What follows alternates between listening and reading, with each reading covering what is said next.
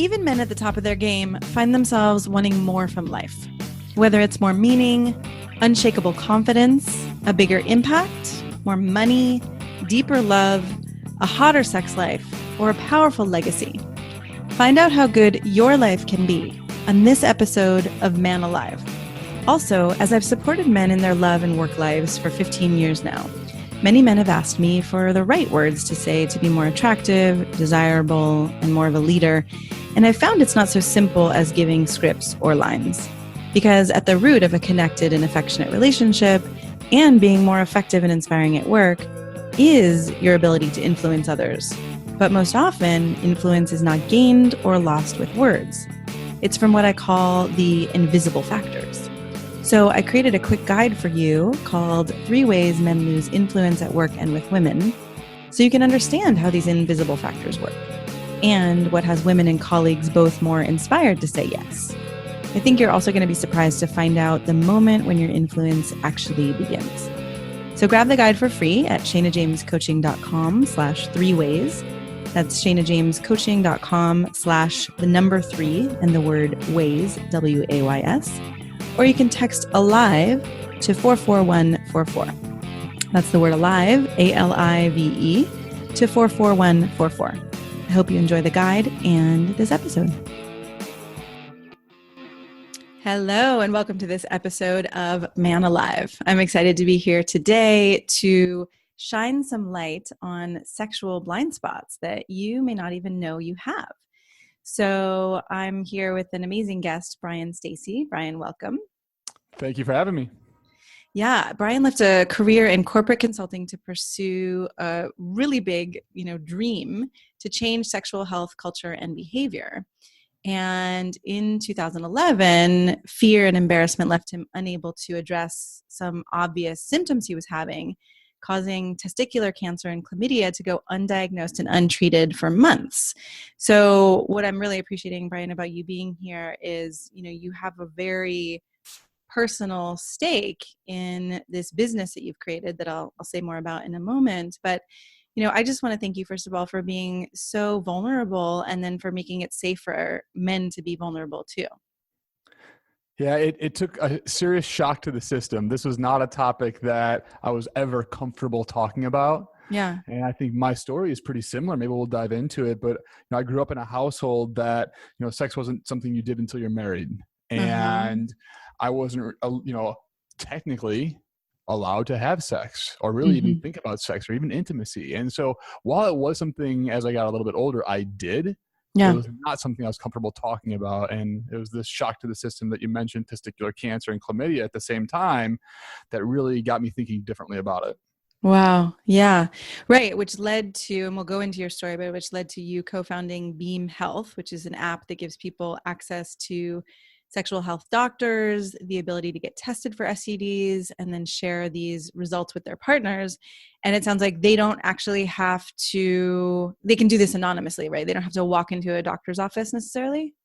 That's exactly right. Yeah. And what we found is what we identified, and for myself too, a lot of the barriers for maybe why I wasn't getting tested and checked out, and including my testicular cancer symptoms. So I started to ask myself, what could be a better, less, how can we eliminate some of these barriers to get more people talking about this? Right. Which ultimately, gives people more of a confidence and to have a happier and healthier sex life and, make better decisions. I mean, I've been part of a lot of conversations around consent and how do you have that conversation of, okay, what protection are you using, or what tests have you taken in the past couple of years? And, how do we know what each other's history is? And that can be a really awkward conversation. So, I'm also appreciating that you co-facilitate men's groups in New York on sexual confidence and masculinity.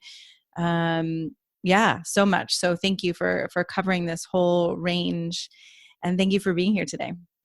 Yeah, so happy to spread the word. It may be a topic that I wasn't comfortable talking about before, but now I love it. Now you are, right? And you've spoken to thousands of people about this. So tell us, you alluded to this some, right? Your upbringing and the Christian upbringing and not being allowed to have sex, and then where you actually got chlamydia and testicular cancer and didn't know it. So tell us a little bit about how this whole thing went down that blew up your life. Sure. Yeah, I grew up in Chicago, a Christian family, and the belief and the teaching there is not to have sex until you're married, and I took that as fact. And there's a lot of different stories I could tell, but one is, as I was growing up, we'd be watching a movie and you'd see somebody kiss on screen, and you're watching the movie with your parents, and so I did what I thought was right, which was cover my eyes. Right. Wow. And every once in a while, I would peek and see somebody kiss, and I felt like I was doing something bad. And so extrapolate that as I got a little bit older into real life, where I started having more intimate relationships. And this is like, how old are we talking? This is, well, it could be as young as in high school when I had my first kiss or make out session or even sex. And I think I'm doing something wrong. So this time, instead of me just peeking between the cracks of my fingers, now I'm actually doing it. Right. Well, so you actually didn't wait until you got married to have sex. I did not. No, I did not. And then as you started having sex, this makes so much sense, right? It sounds like you had this feeling like, oh my God, I'm doing something wrong. I shouldn't be doing this, or right. That guilt feeling. Yeah. And not only that. So yes, that's exactly how I felt. But then I also had a judgment with anybody I was with. Of them or yourself, or both? Both. Yeah. Well, I'm not supposed to do this, but you're not supposed to do this. Like, we're doing something bad together. And so it's this bad secular cycle of beliefs that make this something that is shameful and causes behaviors in me. And one of those behaviors is, when I was in college, I found something that a lot of people find in college, which is alcohol. And what I didn't realize unconsciously, the reason I enjoyed it so much is because I could get completely out of my head, worry about what rules I'm breaking or how bad I feel about it, and just do it. Yep. Wow. Okay. So you started having sex, even though it was, bad and wrong for your family.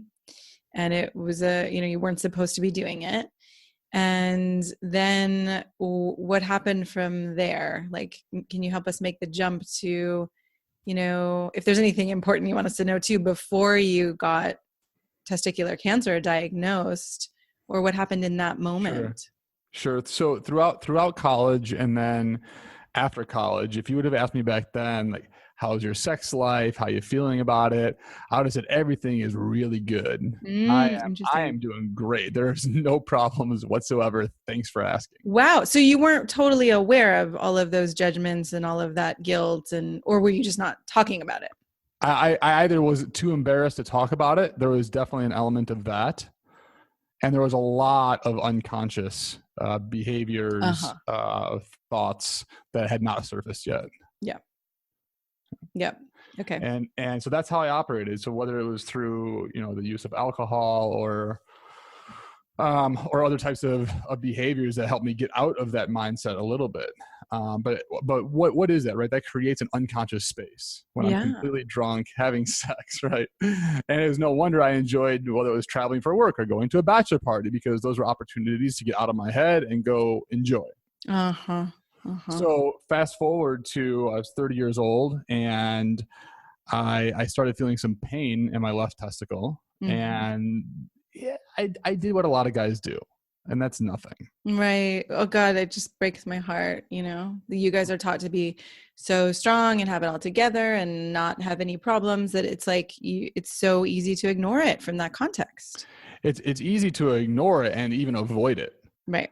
So for me, there was a symptom, but I was like, this is probably something that's going to go away. If it's really something, it's going to persist. And then you get into, what could this be? Right? Could it be cancer? Maybe, who knows? Could it be HIV? Maybe I have HIV. Your head goes to crazy places. And then you get to a point, at least I did, where I'm like, maybe I don't want to know. What if this is something really bad? Maybe I just don't pay attention to it. It'll go away. And now we're talking about something that is sexual in nature. So I'm already uncomfortable talking about it. It's something that could affect my performance and viewpoint on who I am, like what my identity is as a sexual creature. And that's, at that point in time, that's where I got my power from. I was going to say, right? I mean, that's at that point in time, at that age, that's pretty much a lot of where we get our identity from. Completely. And whether there Mhm. was shame attached to it or not, it didn't matter because that's what I was doing. I was the guy that would go out Wow. and could have random sex and enjoy myself that way, completely messed up. God, I'm actually even trying to imagine what it's like to, it's like that fall from grace in a way, or that sense of like, oh my God. I mean, I actually, had I don't think I've ever talked about this in here, but I used to have and still do sometimes pelvic floor muscle pain. And when it first happened, I'm remembering like I couldn't actually have sex for a little while. It was so painful. It was like glass breaking. And I didn't know, like, did I have cancer? Did I have something, what was going on? And so I'm kind of relating to that moment of Mm. suddenly the whole reality shifts. But now I'm also imagining as a man, right, where you're getting your sense of power and I can go out and have these conquests. And this is what men talk about as being manly and all of that. I mean, to lose that suddenly or to question that suddenly is huge. To question it and then knowing there's a way to confirm it or not confirm it. And so Uh-huh. when you're talking about the family jewels or go grow a pair, have a Yeah. sack, right? All Yeah. these things they're languages that we use. Yeah. And so what happened for me is I started to have these symptoms and I didn't do anything for about 3 months. A friend of mine called me. He's a urologist to make dinner Uh-huh. plans. And Uh-huh. at the end of that conversation, I said, "Hey, can I ask you something?" And I told him what was going on. And that day he got me into the hospital to get checked out. Ooh. I Even at that point, I was Yeah. still uncomfortable talking to even a friend about this that had the right information. When he told me what to do, I didn't want to go do it. I had every excuse in the world. So I Yeah. just put my suit on. I'm going into the office. I'll take care of this tomorrow. Yeah. And so it was with his persistence that he said, "You need to take care of this now." Now. And so I Wow. went in, and that day I was diagnosed with testicular cancer. Wow. And also when they did the blood test, it came back I also had chlamydia. Oh my God. So that was the bomb that happened that said, oh, there was a lot of like, well, what does this all mean? Yeah. That's And quite a so through the bomb. process, which I'm sure we'll get into, is I started to ask myself a lot of questions. And when you're Mm-hmm. diagnosed with cancer, one of the first questions you ask is, am I going to die? What's Mm-hmm. my survival rate? And then you start asking the secondary questions. Will I still be able to have kids? Will I still be able to perform? What's it going to look like having just one nut? What is the Mm-hmm. surgery anyways? Do you cut into the sack and pull it out, or is there a different way Right. that it How does happens? this A go? lot of questions go in. Yeah. And one of those questions for me was, why was it so hard for me to talk about this? Why Yeah. was it so hard for me to take action? And so Mm-hmm. everything I've done since then really addresses those questions. And what Mm. I found is that it's not just testicular cancer. It's all the beliefs that we grow up with, whether it's influenced by faith, by family, by friends, that are just ingrained into us for a Yeah. long period of time that it feels completely normal and natural until a bomb drops. Yeah. And so what I'm doing with my company, with the talks that I'm doing with my friend Dominic or some of these men's circles is, instead of waiting for that bomb to drop, maybe we can become a little bit more aware just through some conversations that are sometimes uncomfortable. Well, yeah, I mean, it kind of blows my mind, right? That you're talking to your friend who you've known for a while, who's a urologist, and still, right? Still, it's not till the end of the conversation and it's uncomfortable to actually say, "Hey, I'm suffering, I'm struggling, I'm in pain. There's this thing. I don't know what to do. I don't know what this is." I mean, it's heartbreaking. Yeah, and it ties in all the ideas of our classic, or I've even heard the term toxic masculinity, because it's about sex, it's about my identity at that point. It's about talking to a friend about something that's very vulnerable, I should be able to take care of things on my own. Right. And so all of that plays in. And that's why, the company that I run, we test for STDs, but that's just a piece of the puzzle. Uh-huh. And so my belief is until we start addressing some of these beliefs that we, a lot of times, don't even know we have, the Mhm. problem doesn't get solved. There's still going to be the shame and stigma associated with talking about this with a partner, or getting tested for STDs, or even on the pleasure side of things, knowing what we want or admitting to what we want. Mhm. Mhm. How do you start to address, with your company, how did you start to address these beliefs and habits and patterns that we develop? Well, what I started realizing is that it turns out that I'm not that weird. Maybe I'm a little bit unique because I have one nut, but I'm not Right. that strange in my beliefs and behaviors. Yes. And so when I started talking with people about I wrote a blog when I was going through chemotherapy, and that blog opened me up to a lot of conversations with people about their own sexual health. And it turns Mm-hmm. out that there's a lot of similar thoughts. So I heard some funny stories, some sad stories around sexual health. And I said, wow, this is not just a Bryan thing. This is not just a me thing. This is an everybody thing. Wow. And it's universal. So then what is it? What can we do? Why is it that it's so strange for us to talk about these sort of things? Mm-hmm.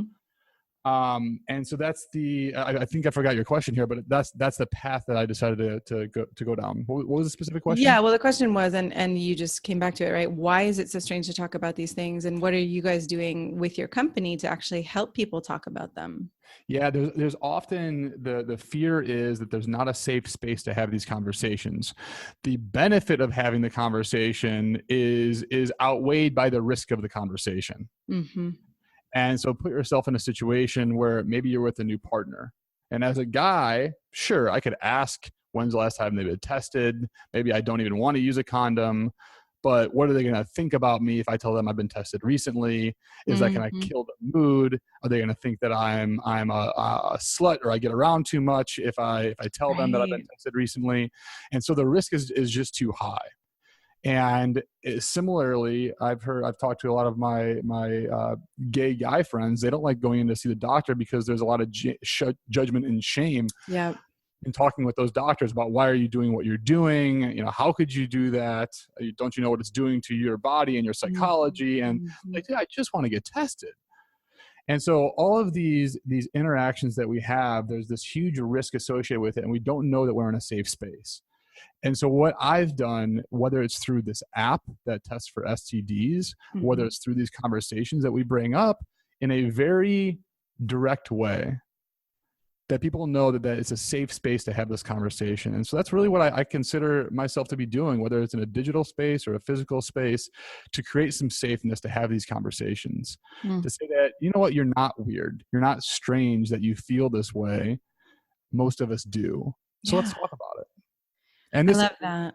This spans more than just STDs. This event that we hold here in New York monthly called the Discerning Dick. It explores the relationship with men and their penises. Yeah. And we talk about things like masturbation. And guys are like, why in the world would I go to an event to talk do guys come? Are they about coming? masturbation? It's crazy. Why would I do that? I've been doing this since I've been 9 years old. If there's one thing I'm an expert in this world, it's masturbation. I don't need to go. Thank you very much. But here's the thing. Yes, we've been doing since we're like 9 or 10 years old. And how often do we check in with ourselves and understand why? Why are we masturbating? What are the triggers that are associated with masturbating? What are the repercussions of masturbating? Is there an energetic one? Do we feel less energized? Do we feel like bad afterwards? Have you ever tried not masturbating for 10 days just to see what happens? And so we start breaking those patterns, breaking those thoughts, breaking those beliefs, things that we've been operating on for years and years and years and years, maybe 20, 30, 40 years. God, I love it. I love it because part of what happens, right, as you start to really ask these questions, I mean, it takes you to such deep places, right? What are my motivations and what am I valuing and how am I spending my time? And, you know, where does my energy come from? And all of this, it's really powerful. Yeah. And Shannon, when we start asking these questions, and this is exactly what happened to me. My thing started with sexual health, but I went down the rabbit hole of these questions. Yeah. And they go to, I've done a lot of the men's circles as it relates to Me Too. And we have to ask ourselves questions around, you know, do we feel as though sex is conquering a woman? Do we feel like we have to chase them? Do we believe that they actually want sex and enjoy sex? Right. Where do these a lot of men and I work come with from? Yeah, a lot of men I work with. That's an interesting one where, you know, we start talking about what they want. And I love that you covered the spectrum too of, you know, everything from STDs to desires, right? So a lot of men, when we start talking about sex and their desires and we get to the root of some of this shame, it's this idea often that, I'm going to say women in this case for the heterosexual man, but it could be anyone, right? That other person or partner doesn't necessarily want it. And especially with women, that it's like, oh, women don't necessarily like sex or don't want sex, or there's part of me forcing myself on her. these old beliefs. And it just brings me back to those, even elementary school days where I can't believe how little we get educated or have these conversations with grown adults, right? Where we learn from magazines and peers and porn, and it's crazy. And most of what you're talking about is fear-based. It's either biological base. Yeah. Like, okay, here's the penis. This is what this looks like, right? Here's the testes do, and the vesta friends, and everything else. So it's very biological. Yeah. They take the human and the energetic element out of it. Yeah, the emotional connection. Or it's fear-based. Mm-hmm. And that's one thing I've tried to do with my company, Beam, where we're not scaring people. Yeah. You're probably not going to die, right? But it's a good idea to have a conversation. It's a good idea to wear a condom. Mm-hmm. But you're probably not going to die. So let's stop pretending that this is this huge fear-based thing, and that's why you need to get tested. Uh-huh. I when I eat food, I brush my teeth. When I drive a car, I get my oil changed every 3,000 miles or so. Like, these are just things I do. And when I have sex, I get tested. Uh-huh. So I think that these are the mindsets, the beliefs that we don't even know we really realize that we're operating with. Yep. That until challenged, they continue going that way. Well, right. And until challenged, we don't necessarily realize how they're disempowering us. Right. And how we're living a very limited life. I love the way you put that, because I can tell you right now that as much, quote, fun as I had in, let's say, my late 20s and early 30s mm-hmm. in meeting different people and going out and being that guy that can go talk to people, mm-hmm. like the fulfillment aspect of that just wasn't there except for brief moments. Yeah. Now, how's it different now? What are you noticing? Yeah, I'm currently dating somebody in a monogamous relationship, and mm-hmm. our connection, both intimate and otherwise, is way more valuable, and I've learned way more about myself, and I feel more fulfilled in that than all those other interactions combined before. Mm-hmm. Mm-hmm. And I think if I would have realized that, if I would have been open enough to understand that, I'd probably be down that path a lot sooner. Yeah. And so the tough part of this conversation, especially when we're talking to guys, is these beliefs and behaviors have actually gotten us pretty far as mm-hmm. as what we feel is good. Yeah. And what is, quote, successful.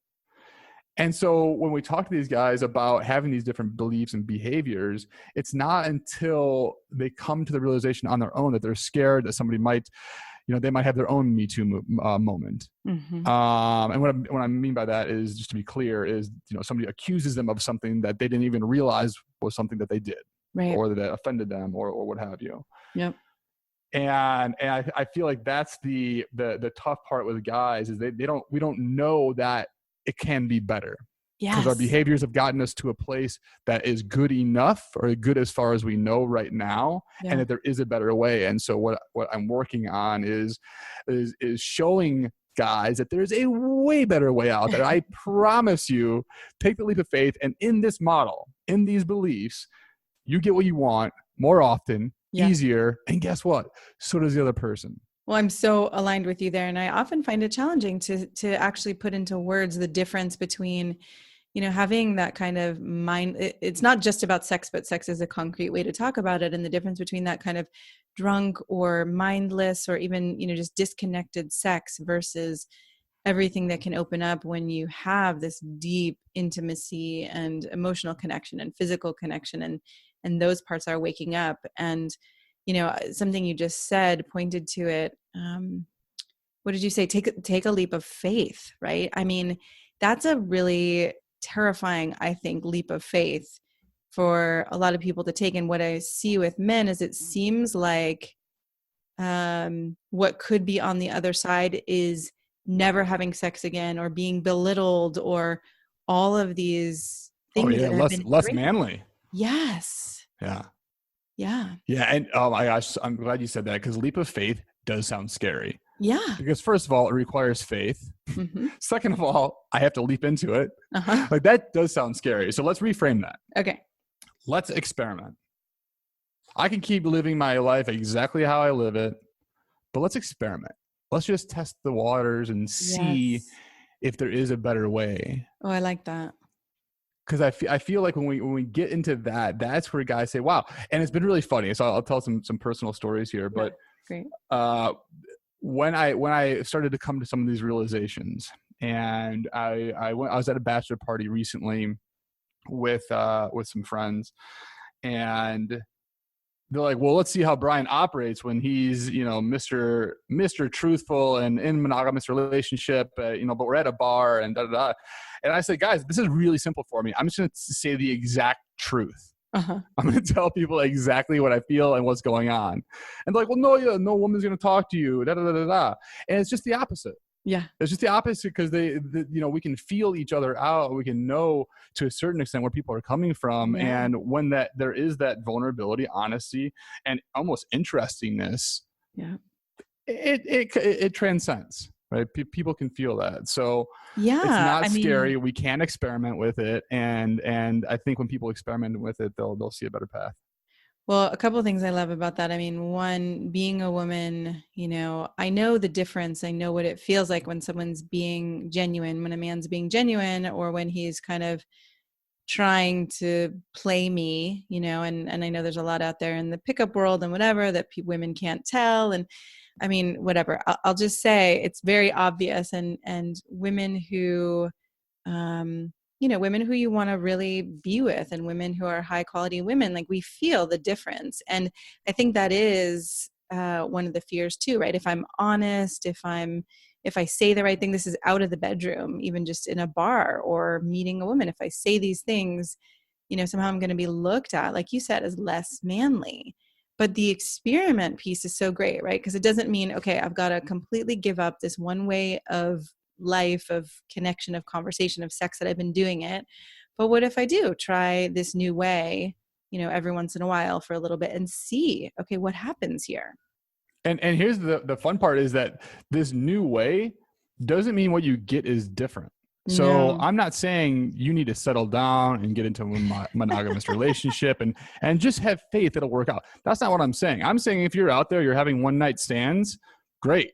You can keep that up. But you can also do it in a much more connected and conscious way. You can do it in a much more honest and vulnerable way. My guess is that you're going to have way more fun than you were having before. And so will the other person. So that's the experiment. The experiment is not change your entire lifestyle. I wouldn't want anybody to do that. That does sound scary. Mm-hmm.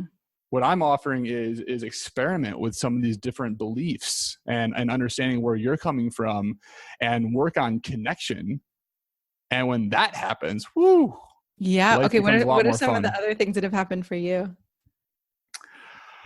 Oh gosh. That you're willing to speak of, I guess. Yeah. So when you ask that question, do you mean some of the beliefs that have changed, or some of the actions? No, I mean, you said you have some funny stories, or some stories of, things that have kind of challenged your beliefs.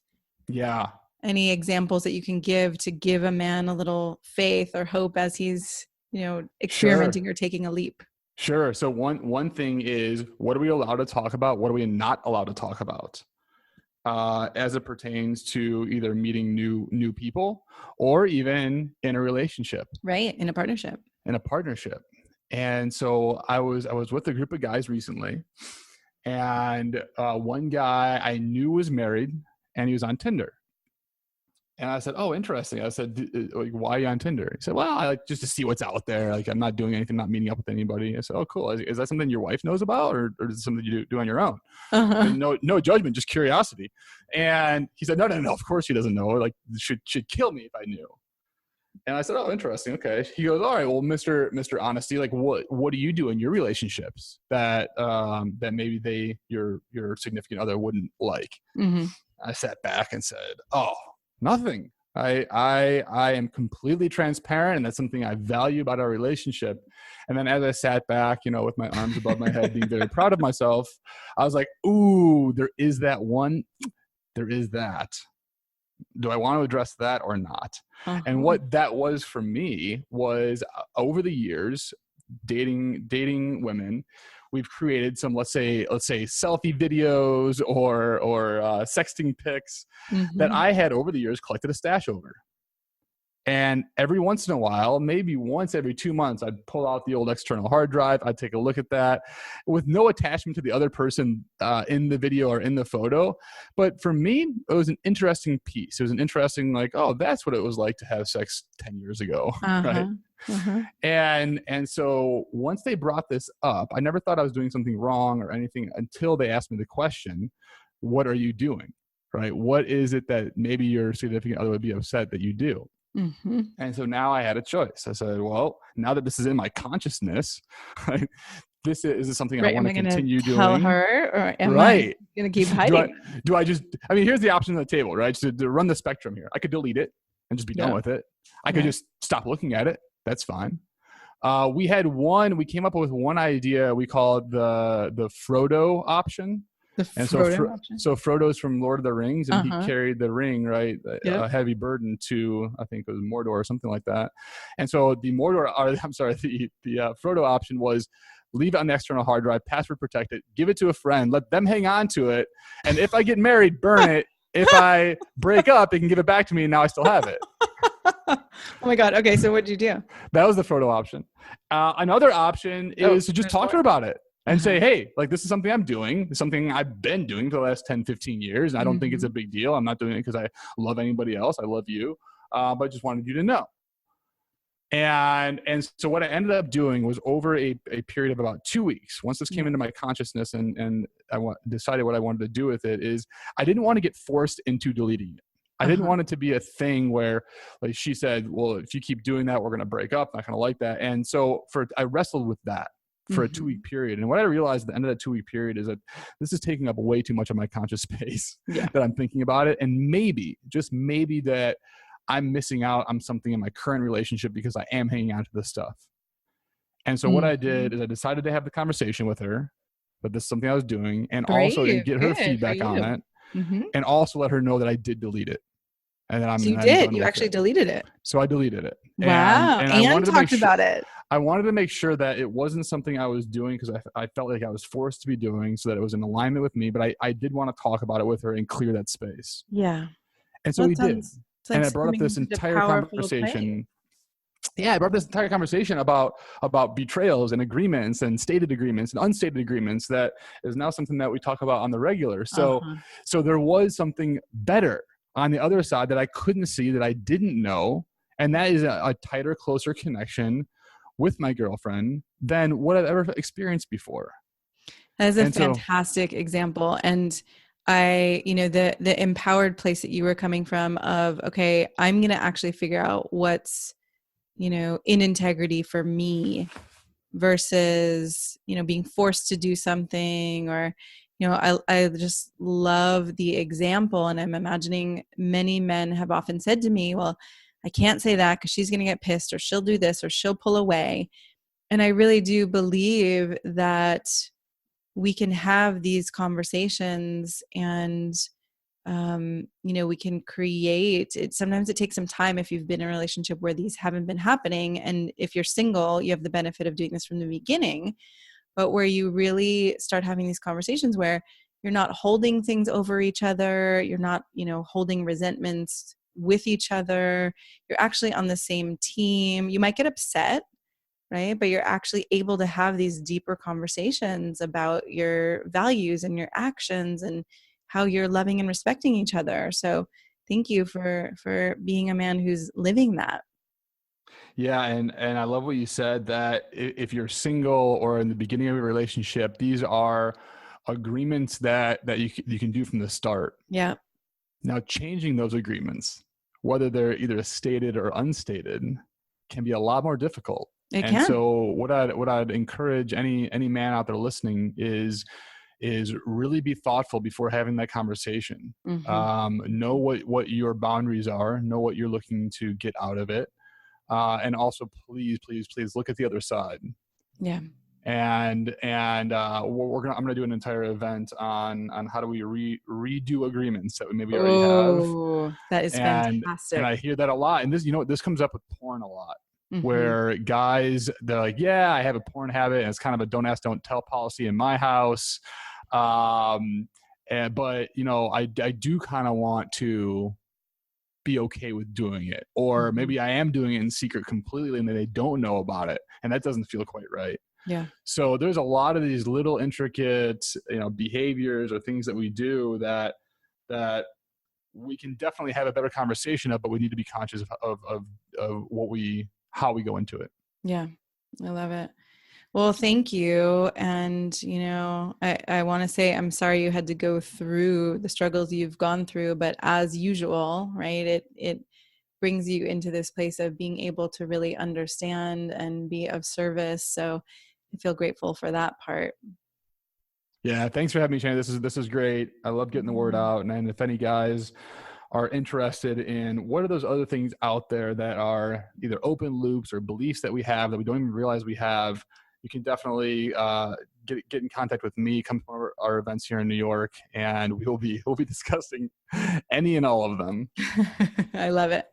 Yeah. Okay. And if there's a last thing that you want to leave men with that feels like, if you got off this call and you would be like, oh shit, I can't believe I didn't say that. What do you want men to know? I think use fear as a compass to uncover what you can't see. All those little things in our lives that we want to avoid or are fearful of or don't want to have the conversation around, those are usually where we need to dive in. Wow. And so that's where it's at. That's where the answers lie. That is profound. I mean, to shift from, okay, fear is something that I should either, avoid or not talk about, or it's a threat to my manliness, to actually use it as a compass and find that place inside of you to, keep moving toward your values and what matters to you and what's in integrity for you. Yeah, that'd be a beautiful world. Yeah. Thank you again. So people can find you on Beam, I'm guessing. And then what's your website give us both websites actually for that. And then for the New York events. Yeah. So the best spot to get us right now is on Instagram, and you can get me at Talking Nut, just like it sounds, on Instagram. That's my personal. And then at Beam Team, that's BIEMTEAM. Great. For the company that I'm running for Beam. Perfect. Thank you so much for doing this. Cool. Thanks, Jana. I'm so glad you joined us for today's episode of Man Alive. I hope it gives you a sense of what's possible and how good your life can be. If you like what you heard, I'd be so grateful for you to subscribe to Man Alive and write a quick review that helps men like you find us. And again, head over to shanajamescoaching.com/manalive to get outtakes, videos, and raw footage I only share there. These are some of the most interesting parts of these expert conversations. You can also grab your copy of The Unknown Power to accelerate your career and solidify your confidence with women, because the two are related, and I know you don't have to settle for one or the other. Join us each week for a new episode of Man Alive.